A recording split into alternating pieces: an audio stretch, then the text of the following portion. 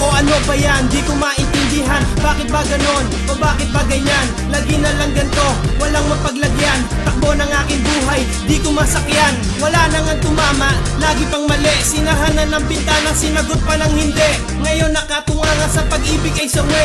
Kinulang ng barya, naglakad pa pa uwi. Tinamaan pa ng malas, sinelas na pigtas. May kotse lumagpas, tumabi at umatras. Matapos ang mahabang oras, uuwi na sa wakas. Eto na ba ang buenas, baka pwedeng umangkas. Di niya ako pinansin, masama pa ang tingin. Nang bumaba ang driver, may hawak na patalim. Ako pala yung hold the pen, please wag mo akong patayin. Sa sobrang ko natakot, tumakbo akong matulin. Kala mo minsan lahat ay tunay. Dapat na sana ganyan ang buhay. Minsan tangaraw, aniwan talo.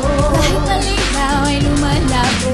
Kala mo minsan lahat ay tunay. Dapat na sana ganyan ang buhay. Minsan tangaraw, aniwan talo.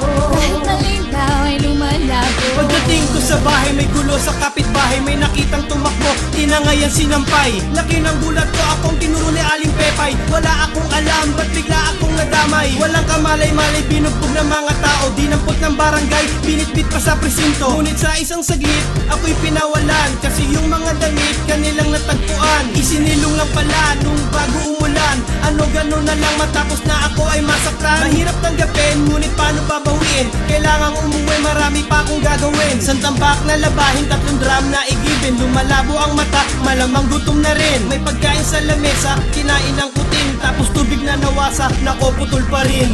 Kala mo minsan lahat ay tunay. Dapat na sana ganyan ang buhay. Minsan tangaraw, aniwan talo.